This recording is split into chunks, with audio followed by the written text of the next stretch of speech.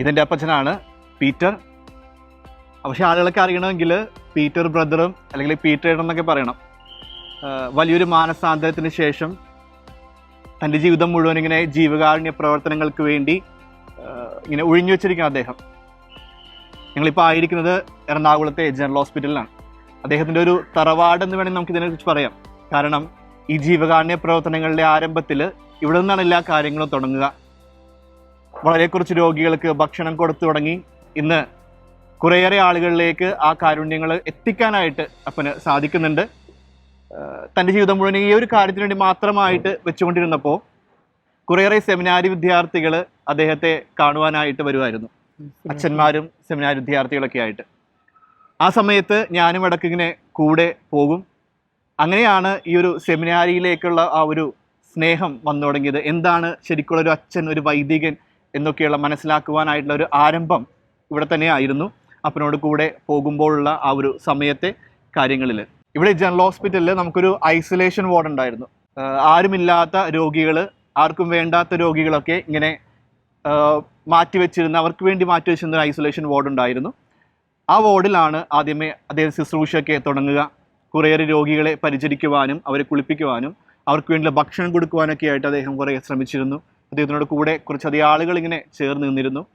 അതുവഴിയാണ് ഈ ഒരു ജീവകാരുണ്യ പ്രവർത്തനങ്ങൾ പുതിയൊരു തലത്തിലേക്ക് എത്തിച്ചേരുവാനായിട്ടും 2006 കൂടെ ഒരു ചാരിറ്റബിൾ ട്രസ്റ്റിന് രൂപം കൊടുക്കുവാനും തുടർന്ന് ഈ ഹോസ്പിറ്റലിൽ ഒരു കിച്ചൺ സ്ഥാപിക്കുവാനും രോഗികൾക്ക് 4 നേരം ഭക്ഷണം കൊടുക്കുവാൻ കൂടാതെ ബൈസ്റ്റാൻഡേഴ്സിന് ഒരു നേരത്തെ ഭക്ഷണം കൊടുക്കുവാനൊക്കെ അദ്ദേഹത്തിന് സാധിച്ചത്.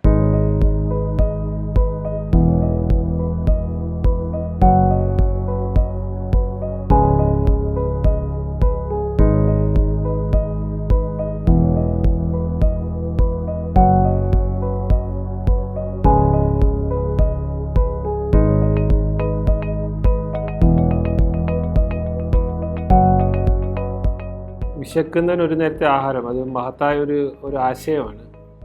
യാഥാർത്ഥ്യമാക്കാൻ വളരെ ബുദ്ധിമുട്ടുള്ളൊരു കാര്യമാണ്.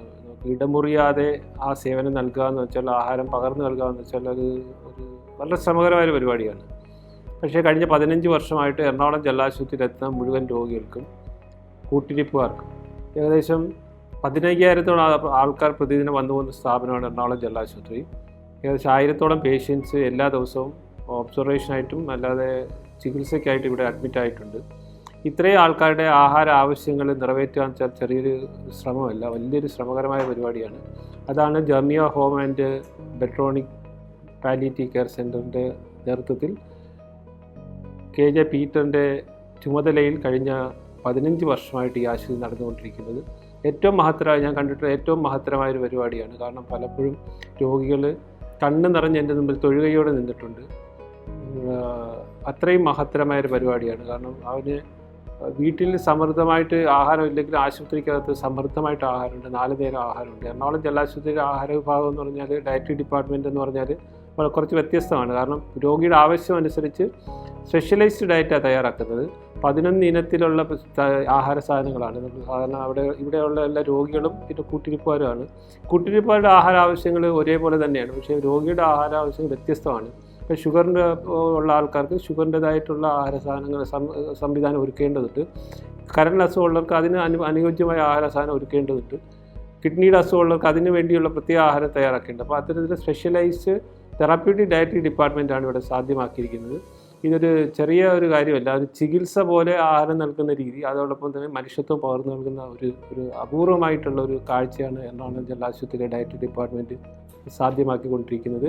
അതിന് നേതൃത്വം നൽകുന്ന ശ്രീ KJ പീറ്ററിന് എല്ലാവിധ ആശംസകളും നേർന്നു.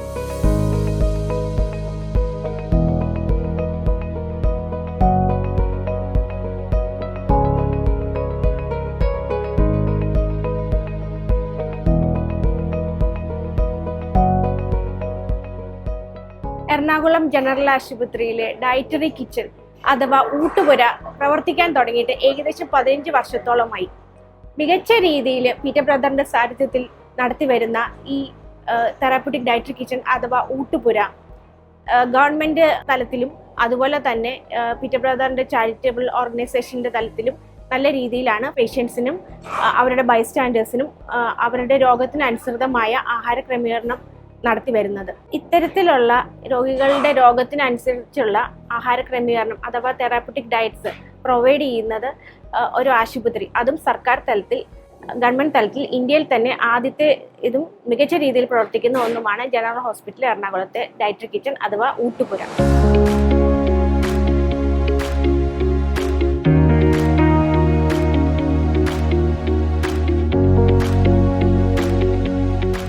ഇപ്പം ഞാൻ എറണാകുളം ജനറൽ ഹോസ്പിറ്റലിൻ്റെ മുമ്പിലാണ്.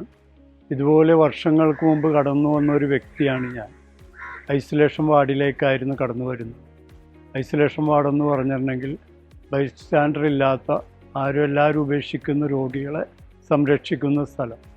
അവിടെ നിന്ന് ഞങ്ങൾ 500 രൂപ തുടങ്ങിയ പ്രസ്ഥാനം ഇന്ന് എറണാകുളം ജനറൽ ഹോസ്പിറ്റലിൽ എല്ലാ രോഗികൾക്കും 4 നേരം ഭക്ഷണം, ബൈസ്റ്റാൻഡറിൻ്റെ ഭക്ഷണം.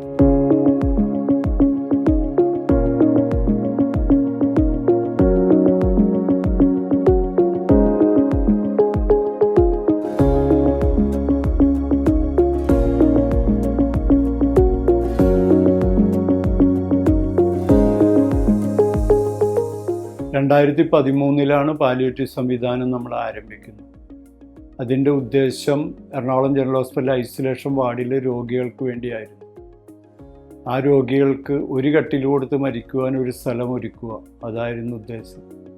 ഇടയന്തത്ത് പിതാവിനോട് ഞാനത് പറഞ്ഞ് പിതാവ് വഴി അത്താണിയിൽ ഒരു സ്ഥലം ഒരുങ്ങി. പക്ഷെ അത് മുന്നോട്ട് അധികം നാൾ കൊണ്ടുപോകാൻ സാധിച്ചില്ല. അവിടുത്തെ പുരോഹിതർ തന്നെ അത് ഏറ്റെടുത്ത് അവർ ചെയ്തു.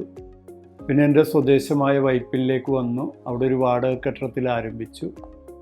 അത് കഴിഞ്ഞ് നമ്മൾ ക്യാൻഗൂർ വഴി പുരുഷന്മാർക്കും ജെർമിയ ബട്ടോണി പാലിയേറ്റീവ് കെയർ ഒച്ചന്തുരുത്ത് സ്ത്രീകൾക്കും വേണ്ടി ആരംഭിച്ചു. ഇതെല്ലാം ഗവൺമെൻറ് ഹോസ്പിറ്റൽ ഉപേക്ഷിക്കുന്ന രോഗികൾക്ക് വേണ്ടിയാണ് നമ്മൾ ചെയ്യുന്നത്. ഇവിടെ നമ്മൾക്കിപ്പോൾ 8 നേഴ്സുമാർ, 5 ഫിസിയോതെറാപ്പിസ്റ്റ്, അങ്ങനെ ഒരു നല്ലൊരു സംവിധാനമുണ്ട്. പലരും മരണത്തിൻ്റെ വക്കിലേക്കോ അല്ലെങ്കിൽ ഒരിക്കലും നടക്കൂലെന്ന് പറഞ്ഞ വ്യക്തികളൊക്കെ ഇവിടെ നിന്ന് നടന്നു പോയി. പ്രത്യേകിച്ച് 2 ആസാം സ്വദേശി. ഇപ്പോൾ 2 പേര് ആ തലത്തിൽ വന്നിട്ട് ഇപ്പം നടക്കാനായി. അങ്ങനെ മഹാത്ഭുതങ്ങൾ ഇവിടെ ദൈവം ഒരുക്കി തരുന്നുണ്ട് നമ്മൾ.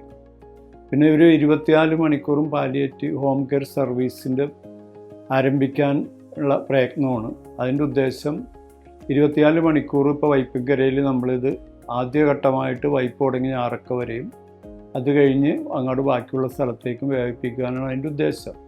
കാരണം വീടുകളിൽ കിടക്കുന്ന രോഗികൾക്ക് ഈ സിസ്റ്റം അത് ഉപകാരപ്പെടും. ഹോസ്പിറ്റലിലേക്ക് പലർക്കും എടുത്തു കൊണ്ടുപോകാനൊക്കെ വളരെ ബുദ്ധിമുട്ടുള്ള ആ ഒരു സമയത്ത് നമുക്ക് ആ സേവനം കൊടുക്കാമെന്ന് വിചാരിച്ചിരിക്കുന്നത്. ഇപ്പം ഞങ്ങളുടെ ഓച്ചന്തുരുത്ത് നിത്യസഹായ മാതാ പള്ളി ഇടവകയിൽ നിന്ന് ഞങ്ങൾ ഈ മാസം തന്നെ അതിന് ആരംഭം കുറിച്ച് 2 ഡോക്ടർമാർ മാസത്തിൽ 1 പ്രാവശ്യം ഇടവകയിലുള്ള എല്ലാ രോഗികളും കാണുകയും ബാക്കി നേഴ്സിംഗ് സിസ്റ്റം ആവശ്യമുള്ള സമയത്തൊക്കെ ഏത് സമയത്ത് വിളിച്ചാലും നമ്മളത് ചെല്ലും. പിന്നെ നമ്മളിപ്പോൾ ഓരോ ഇടവകയിൽ നിന്ന് ഇപ്പോൾ കുരിശിങ്കൽ ചർച്ചിൽ നിന്ന് ഞങ്ങളുടെ അടുത്ത ചർച്ചായ കുരിശിങ്കൽ പള്ളിയിൽ നിന്നും ഒരു ട്രെയിനിങ് 1 ഡേ ട്രെയിനിങ് കൊടുത്ത് അതിൻ്റെ അകത്തുനിന്ന് ഒരു 70 പേരോളം വന്നിട്ടുണ്ടായി. അവർക്കെല്ലാം ട്രെയിനിങ് കൊടുത്ത് അപ്പോൾ ഇതൊരു ട്രെയിനിങ് സെൻറ്ററും കൂടി ആക്കി മാറ്റാൻ നമുക്ക് സാധിച്ചു. ഇപ്പം നമ്മളുടെ ഉദ്ദേശം എല്ലാ ഇടവകളിൽ നിന്ന് ഈ ഒരു സംവിധാനം മുന്നോട്ട് കൊണ്ടുപോയിട്ട് അത് മറ്റുള്ളവർക്ക് ഉപകാരമാവുന്ന ആ ഒരു പ്രയത്നത്തിലേക്കാണ് ഈ പാലിയേറ്റീവ് സംവിധാനം കൊണ്ട് നമ്മൾ ഉദ്ദേശിക്കുന്നത്. അതെല്ലാം നമുക്ക് ഭംഗിയായി ചെയ്യാൻ സാധിക്കുന്നുണ്ട്. പക്ഷെ ഒരു ദിവസം നമ്മൾ ഭംഗിയായി ചെയ്യണമെന്ന് വെച്ചാൽ സാമ്പത്തിക പ്രശ്നങ്ങളെല്ലാം ഉണ്ട് നമുക്ക്. പക്ഷേ വിശ്വാസത്തിൻ്റെ തലത്തിൽ ഇത് എടുത്തേക്കണമുണ്ട്. ആ മേഖലയിലേക്ക് വരുമ്പോൾ ദൈവം അത് ഇടപെടുന്നുണ്ട്, ദൈവം ഇടപെടും. പിന്നെ നമ്മളിപ്പോൾ ഒരു സ്ത്രീകൾക്ക് വേണ്ടി ഒരു ബിൽഡിങ്ങും കൂടി പണിയുന്നുണ്ട്. അതിൻ്റെ ഒരു നിലയുടെ ഗ്രൗണ്ട് ഫ്ലോറിൻ്റെ പണി കഴിഞ്ഞ് അതിൻ്റെ ഉദ്ദേശം ഓരോ ഇടവകളിൽ പെട്ടുപോയ കിടപ്പ് രോഗികൾ, സ്ത്രീകളായ കിടപ്പ് രോഗികൾ ഉണ്ടെങ്കിൽ എടുക്കാൻ വേണ്ടിയാണ്. ഇപ്പം നമ്മൾ എടുക്കുന്നത് കൂടുതലും ഇപ്പോൾ ഗവൺമെൻറ് ഹോസ്പിറ്റലിൽ ഉപേക്ഷിക്കുന്ന രോഗികൾക്ക് വേണ്ടിയാണ്. ഇവിടെ ഒരു ഫിസിയോതെറാപ്പി, പിന്നെ ICU ലാബ്. ICU എന്ന് വെച്ചാൽ ഹോസ്പീസ് ICU ആണ്. ഓക്സിജൻ സപ്പോർട്ട് ബാക്കി എല്ലാ കാര്യങ്ങളും കൊടുക്കാനാണ്. കാരണം വീടുകളിലേക്ക് ചിലപ്പോൾ ആ സപ്പോർട്ട് കൊടുക്കാൻ സാധിക്കില്ല. അത് നാട്ടുകാർക്കും കൂടി ഉപയോഗപ്പെടുത്തുന്ന വിധത്തിലാണ് ആ സംവിധാനം ഒരുക്കുന്നത്. അപ്പോൾ എല്ലാവരുടെയും പ്രാർത്ഥനയും സഹകരണങ്ങളും പ്രതീക്ഷിക്കുന്നു. നമുക്ക് എല്ലാവർക്കും കൂടി ഇത് ഭംഗിയായിട്ട് ചെയ്യാൻ എല്ലാവരും പ്രാർത്ഥിക്കണം. ഈ സ്ത്രീകളുടെ ബിൽഡിങ്ങിൻ്റെ അടുത്ത നമ്മളുടെ ഒരു ഓട്ടം, അത് ഒരു 75 പേർക്ക് എങ്ങനെയും അതിനകത്തൊരു സൗകര്യം ഉണ്ടാവും. അത് ഇടവകളിൽ പെട്ടുപോയ കിടപ്പ് രോഗികളായ ആരുമില്ലാത്ത സ്ത്രീകളെയും എടുക്കും. അതാണ് എൻ്റെ ഉദ്ദേശ ലക്ഷ്യം.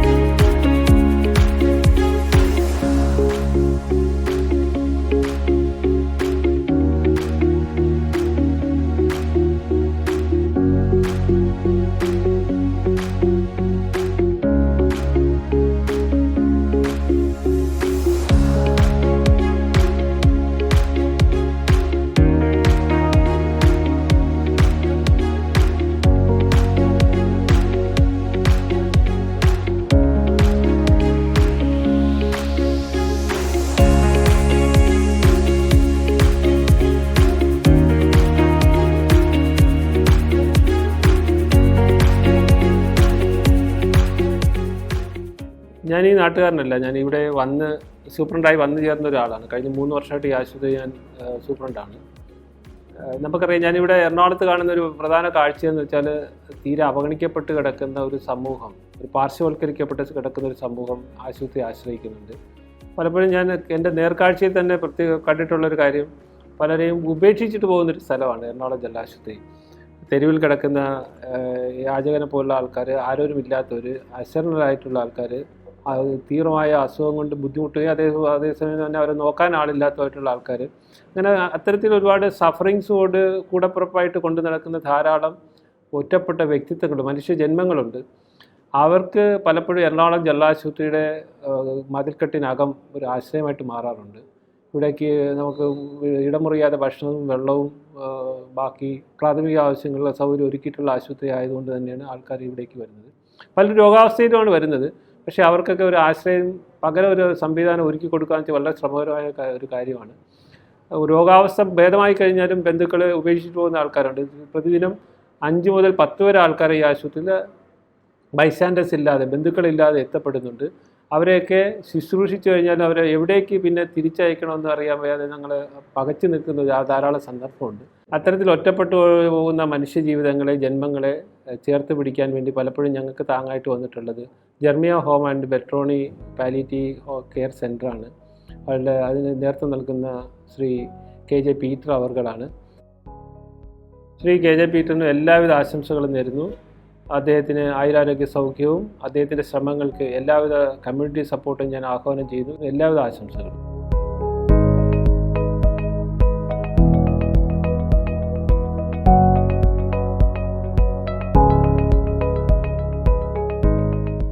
ഇതൊരു ദിവസം നമുക്ക് ഏകദേശം 50,000 രൂപയുടെ ചിലവുണ്ട്. ഇതിലൂടെ ഒത്തിരി പേർക്ക് ജോലി കൊടുക്കുവാനും സാധിച്ചിട്ടുണ്ട്. മറ്റുള്ളവർ തരുന്നത് കൊണ്ടാണ് നമ്മൾക്കിത് ചെയ്യാൻ സാധിക്കുന്നത്.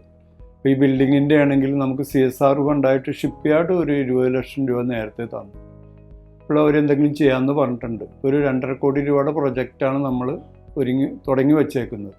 അത് മറ്റുള്ളവർ തന്നാൽ മാത്രമേ നമ്മൾക്കത് ചെയ്യാൻ പറ്റുള്ളൂ. പിന്നെ ദൈനംദിന കാര്യങ്ങൾ അതെല്ലാം, പിന്നെ ഇതിൻ്റെ അകത്ത് ഒരു ബ്ലൂ റെയിനിലെ ഒരു എൽസമ്മ മേഡമുണ്ട്. ആ മേഡമൊക്കെ നമ്മളെ സഹായിക്കുന്നുണ്ട്. പക്ഷേ പലരും സഹായിക്കാൻ മുന്നോട്ട് വന്നാലേ ഇത് എല്ലാം ഭംഗിയായിട്ട് കൊണ്ടുപോകാൻ പറ്റുള്ളൂ. സാധാരണക്കാരാണ് എല്ലാം കൂടുതൽ നമ്മളെ സഹായിക്കുന്നത്. 1-2 വ്യക്തികൾ മാത്രം ഇങ്ങനത്തെ ആൾക്കാരൊക്കെ ഉള്ളത്. ബാക്കിയെല്ലാം വെറും സാധാരണ മനുഷ്യർ തരുന്നത് കൊണ്ടാണ് നമ്മളിത് ചെയ്യുന്നത്. അപ്പോൾ അതെല്ലാവരും സഹകരിക്കണം. പിന്നെ ക്യാൻകൂർ പുരുഷന്മാരുടെ അവിടെ ക്യാൻകൂറിൻ്റെ സഹായത്തോടെ അവരുടെ ബിൽഡിങ്ങിനാണ് നമ്മൾ ചെയ്യുന്നത്. അവരും അവരുടെ സഹായത്തോടെ പുരുഷന്മാരുടെ ഭാഗവും മുന്നോട്ട് പോകും. അപ്പോൾ എല്ലാവർക്കും ആരെങ്കിലുമൊക്കെ കൊടുത്തിട്ട് വേണം മറ്റുള്ളവർക്ക് നമുക്കത് ചെയ്യാം. അപ്പോൾ എല്ലാവരും സഹകരിക്കണം. ഇതൊത്തിരി സാമ്പത്തിക ചിലവുള്ള ഒരു സംവിധാനമാണ് ഇനി നമ്മൾ തുടങ്ങാൻ പോകുന്നത്. ഇപ്പോൾ വൈപ്പിങ്ങരയിൽ 2 വണ്ടി ഇറക്കാനാണ് നമ്മൾ ഉദ്ദേശിച്ചിരിക്കുന്നത്. ഒരു ദിവസം ആ വണ്ടി പുറത്തേക്ക് ഇറങ്ങണമെങ്കിൽ, പാലിയേറ്റീവ് ഹോം കെയർ സർവീസ് ഇറങ്ങണമെങ്കിൽ 5,000 രൂപയോളം ചിലവുണ്ട്. അപ്പോൾ അതൊക്കെ മറ്റുള്ളവരിൽ നിന്ന് കണ്ടെത്തണം. അത് കിട്ടിയാലേ നമുക്കത് മുന്നോട്ട് കൊണ്ടുപോകാൻ സാധിക്കുകയുള്ളൂ. ഇങ്ങനെയുള്ളവരാണ് പലരും തരുന്നത്. ചെറിയ ചെറിയ സംഭാവനകളാണ് കൂടുതലും കിട്ടുന്നത് നമുക്ക്.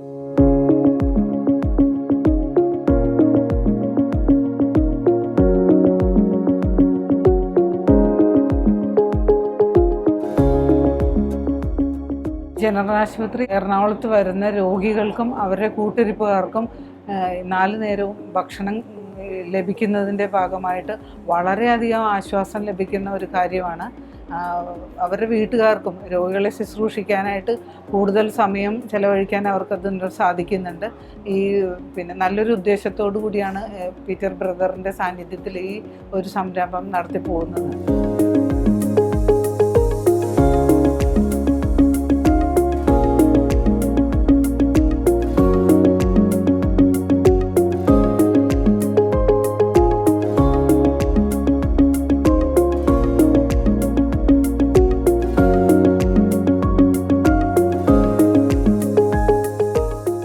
അമ്മ പ്രാർത്ഥിക്കുന്ന ഒരാളായിരുന്നു.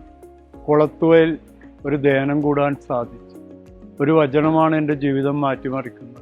ഞാൻ പലപ്പോഴും പറഞ്ഞിട്ടുള്ളൊരു വചനമാണ്. അത് വിലാപങ്ങളുടെ പുസ്തകം 4-ാം അധ്യായം 1-2 തിരുവചനം. അതിങ്ങനെ: സ്വർണ്ണമെന്തേ മങ്ങിപ്പോയി, തങ്കത്തിനെന്തേ മാറ്റം വന്നു, വിശുദ്ധ മന്ദിരത്തിൻ്റെ കല്ലുകൾ വഴിക്കവലക്കൽ ചിതറിക്കിടക്കുന്നു, സിയോൻ്റെ അമൂല്യരായ മക്കൾ തങ്ങളുടെ തൂക്കത്തിനൊപ്പം തങ്കത്തിൻ്റെ വിലയുള്ളവർ കുശവൻ്റെ കരവേല മൺപാത്രം പോലെ ഗണിക്കപ്പെട്ടതെങ്ങനെ. ആ വചനമാണ് എൻ്റെ ജീവിതം മാറ്റിമറിക്കുന്നത്. പിന്നെ എറണാകുളം ജനറൽ ഹോസ്പിറ്റലാണ് വന്ന് നിൽക്കുന്നത്. അവിടെ നിന്ന് 500 മേൽ ആരംഭിച്ച പ്രസ്ഥാനം ഇന്ന് ഏകദേശം 40ഓളം സ്റ്റാഫ് ഈ സംവിധാനത്തിലുണ്ട്. പിന്നെ അനേകർക്ക് ഈ ശുശ്രൂഷ ചെയ്യാനും നമുക്ക് സാധിക്കുന്നു. അതെല്ലാം ദൈവത്തിൻ്റെ പരിശുദ്ധാത്മാവിൻ്റെ അല്ലെങ്കിൽ പ്രാർത്ഥനയുടെ ഫലമാണെന്ന് വിശ്വസിക്കുന്നു. പ്രാർത്ഥന തന്നെയാണ് ഇതിൻ്റെ മുതൽക്കൂട്ട് അല്ലെങ്കിൽ ആയുധം. പ്രാർത്ഥനയോടുകൂടി നമ്മൾ മുന്നോട്ട് പോകുമ്പോൾ ദൈവം സംരക്ഷിക്കും.